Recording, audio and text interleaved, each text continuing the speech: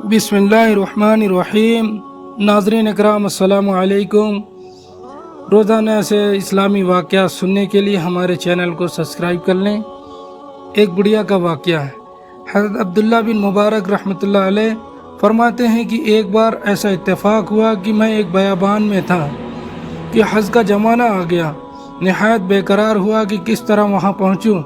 आखिरकार मैंने अपने दिल में ख़याल किया कि मैं अब वहाँ तो नहीं पहुँच सकता, खैर वो आमाल ही बजा लाऊं जो हज्जात बजा लाते हैं, ताकि इस जगह हज का सवाब हासिल कर लूं, यानी नाखून ना उतारूं, बाल ना मुड़वाऊं वगैरह। मैं इसी सोच में था कि क्या देखता हूं कि एक नूरानी शक्ल की बुढ़िया लाठी टेकती चली आती है। जब मेरे पास आई तो मुझसे कहा, अब्दुल्ला, शायद तो हज की तमन्ना रखता है और उसी ख्याल में है। मैंने कहा, हाँ, नहायत अर्जुमंद हूँ। बुढ़िया ने कहा, मुझे तुम अरे ही वास्ते भेजा गया है। ए अब्दुल्ला, मेरे साथ चले आओ ताकि मैं तुझको अरफात में पहुंचा दूं।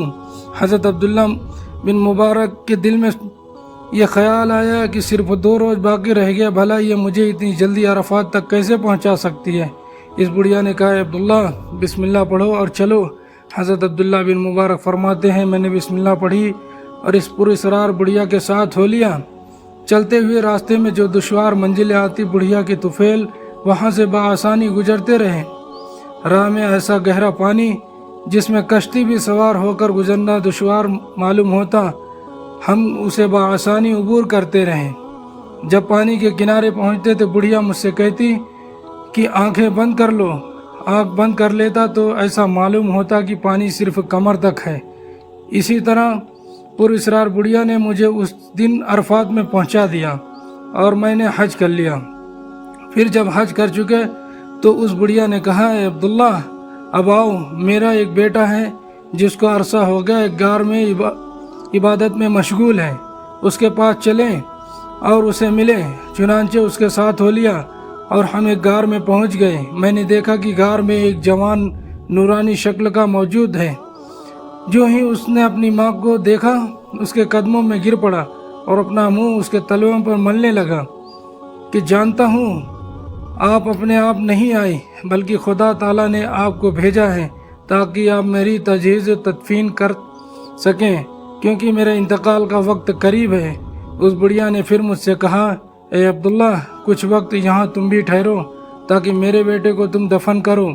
चुनांचे मैंने देखा कि थोड़ी देर के बाद उस जवान का इंतकाल हो गया और हमने उसको दफन किया।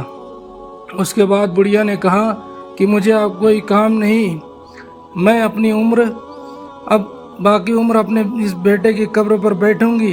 और ए अब्दुल्ला, अब तुम जाओ और तुम दूसरे साल आओगे तो तुम मुझे ना पाओगे।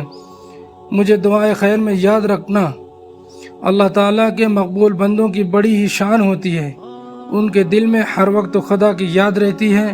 और ये भी मालूम हुआ कि अल्लाह के वलियों में ऐसी ऐसी बाकमाल औरतें भी गुजरी हैं जिनके हालात व कमालात पढ़कर ईमान ताज़ा हो जाता है।